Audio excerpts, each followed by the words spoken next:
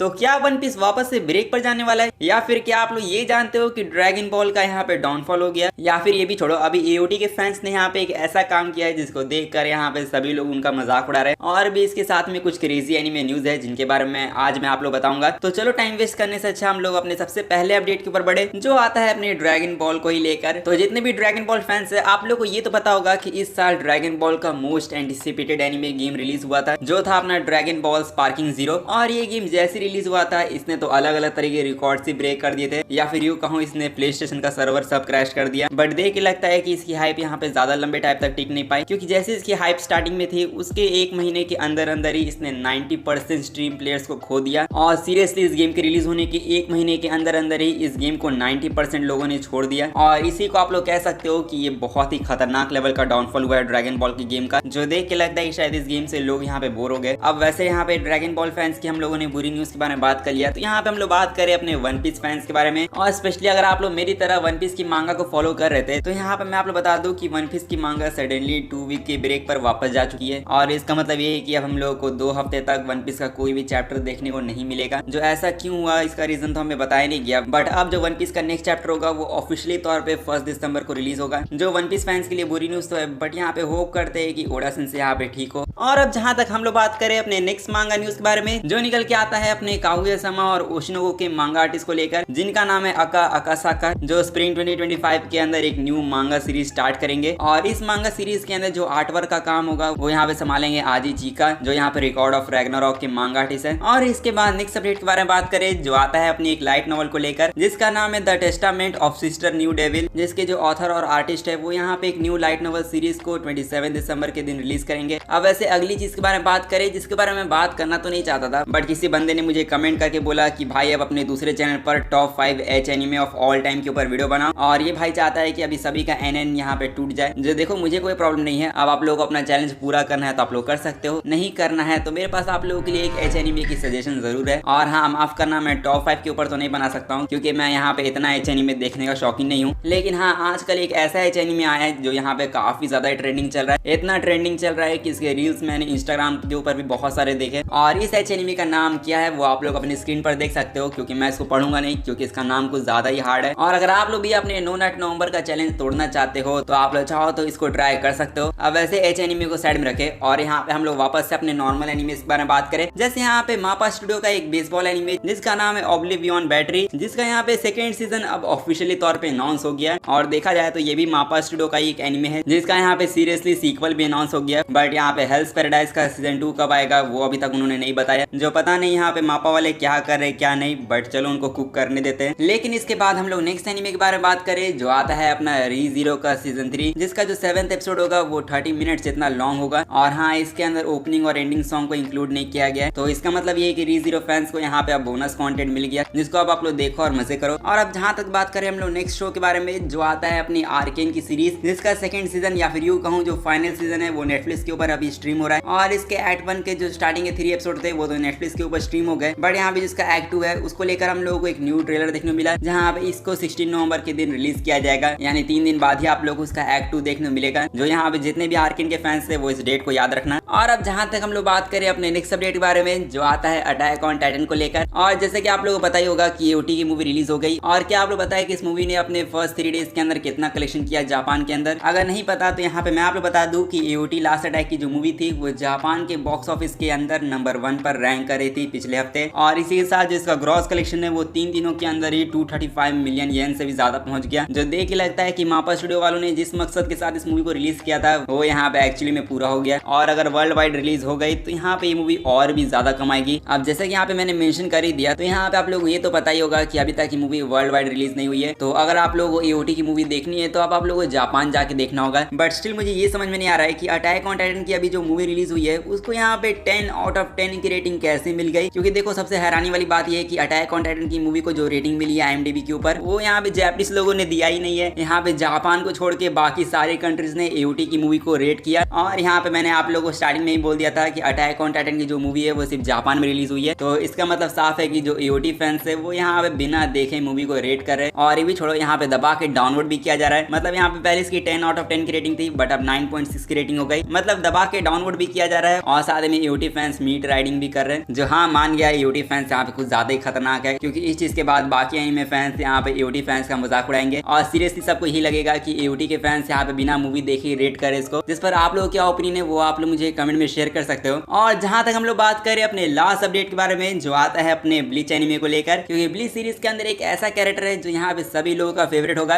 और यहाँ पे मैं बात कर रहा हूँ अपने आइजन समा के बारे में, जहाँ पे आइजन कितना बड़ा मैनिपुलेटर है वो तो हम सभी लोग जानते हैं। बट क्या आप लोग ये जानते हो कि आइजन ने यहाँ पे अपने वॉइस आर्टिस्ट को भी बेवकूफ बना दिया था। और हाँ सीरियसली जो इसके जापानीज वॉइस आर्टिस्ट है उन्होंने अपने रिसेंट इंटरव्यू में बोला कि जब वो आइजन को डब कर रहे थे तब उन्हें आइजन के कैरेक्टर को देखकर ऐसा नहीं लगा था कि आइजन आगे जाके विलन बन जाएगा, बट हाँ आगे जाके वो विलन बन गया जो उन्होंने कभी सोचा ही नहीं। और यहाँ से पता चलता है कि आइजन सिर्फ एनिमे के अंदर ही लोगों को मैनिपुलेट नहीं कर सकता है, यहाँ पे वो रियल लाइफ में भी लोगों को मैनिपुलेट कर रहा है। एंड आई नो ये काफी ज्यादा क्रेजी साउंड करता है, बट क्या मतलब ये वीडियो भी आइजन का प्लान हो?